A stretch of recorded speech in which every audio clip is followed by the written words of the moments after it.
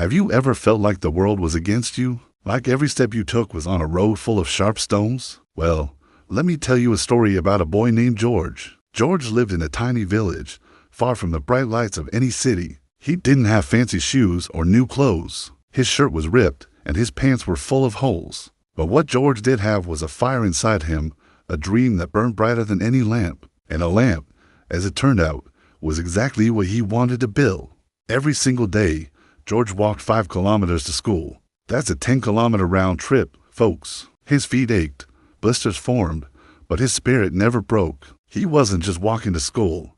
He was walking towards his future. He wanted to be an inventor. He wanted to create things that would make life better for everyone, starting with his own mother. His mom sold sweet potatoes at the local market. Their small home was plunged into darkness every night as soon as the sun went down. George imagined a different reality for her. He dreamed of giving her a lamp that didn't need expensive fuel, a lamp powered by the sun itself, a solar lamp. So, he became a treasure hunter of a different kind. He scavenged for discarded wires, broken radios, and old batteries from the village trash heaps. These weren't junk to him, they were the building blocks of his dream. Night after night, he would sit outside their hut, under the faint light of the moon, trying to piece together his invention. His first attempt was a disaster. The battery he rigged up started to smoke, then it burst, burning a hole in the paper on his small wooden table. Did he give up? Not a chance. He tried again. His second prototype just wouldn't charge, no matter how long he left it in the sun.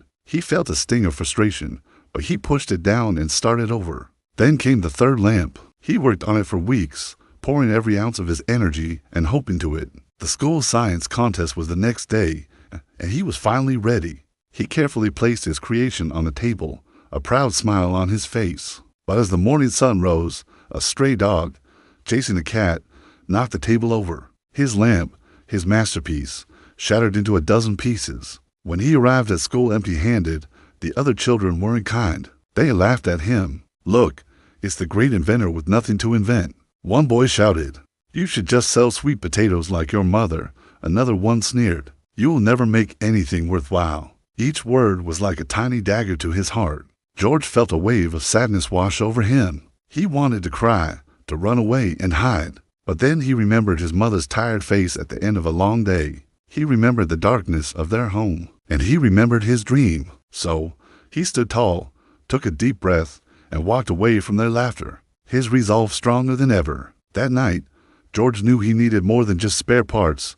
He needed knowledge. He went to the butcher, not for meat, but for the old newspapers they used to wrap it in. He would carefully unfold them and read stories about great inventors of the past: Edison, Tesla, Bell. He filled an old, tattered notebook with sketches and ideas, his mind racing with possibilities. He realized he couldn't do it all alone. He needed a mentor. There was an old man in the village, a retired electrician who kept to himself. The other kids were scared of him, but George wasn't. He gathered his courage and knocked on the old man's door. He held up his notebook filled with drawings. The electrician looked at the boy, then at the book, a flicker of surprise in his eyes. George started asking questions, one after another. How does a circuit work? What's the difference between parallel and series? Why did my battery smoke? The old man listened patiently. A slow smile spread across his weathered face. "You really want to learn, don't you?" he asked, his voice raspy from disuse. George nodded eagerly. "Yes," he said, his voice filled with a passion that was impossible to ignore. "I want to help my mother, and I want to build a lamp from the sun." The electrician saw the fire in George's eyes. It reminded him of his own youth. "Come in, boy," he said, opening the door wider. "Let's see what we can build together." For the next few months, George's world transformed. After his long walk from school, he wouldn't go home. He'd go straight to the old electrician's workshop. It was a magical place, filled with tools and components George had only ever dreamed of. The old man taught him everything he knew: how to solder, how to read schematics, how to safely handle batteries. George was a quick learner. He absorbed information like a dry sponge. Together, they worked on a new design. It was smarter, safer, and more efficient than anything George had imagined on his own. They used a small solar panel salvaged from a broken calculator and a rechargeable battery from an old phone. The day finally came. The new lamp, their fourth attempt, was complete.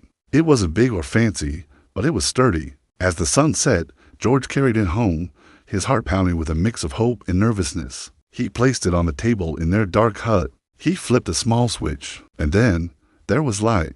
A clean, bright, beautiful light filled the room, chasing away every shadow. His mother, who had been resting in the corner, sat up. Her eyes widened, and a gasp escaped her lips. She looked at the lamp, then at George, a tear rolling down her cheek. It wasn't a tear of sadness, but one of overwhelming pride and joy. She walked over and hugged him tightly. "My son," she whispered, her voice thick with emotion. "My inventor." But George's story doesn't end there. News of the boy who captured the sun spread through the village. People came to see the miracle lamp. They saw how it helped George's mother, how it allowed George to study late into the night.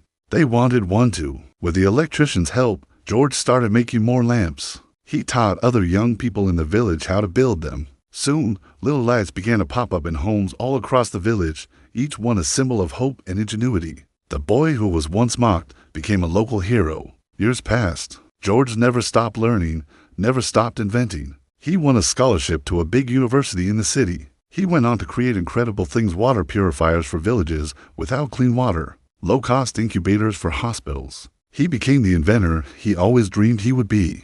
But he never forgot where he came from. He never forgot the long, dusty road or the laughter of the other children. He never forgot the feeling of his mother's hug on the night he finally brought light into their home. George's story is a powerful reminder. It doesn't matter where you start. It doesn't matter if you don't have the right shoes or the fanciest tools. What matters is the dream you hold inside and the will to never, ever give up. The road might be long and full of stones, but every step forward is a victory. Your circumstances don't define your future. Your courage, your persistence do. So, whatever your dream is, hold on to it. When people laugh, let it fuel you. When you fail, learn from it and try again. Just like George, you have the power to capture the sun and light up your own world. Thank you so much for watching. If this story inspired you, please hit that like button and subscribe to our channel for more content that uplifts and empowers. We'd love to have you as part of our community. Until next time, keep dreaming and keep building.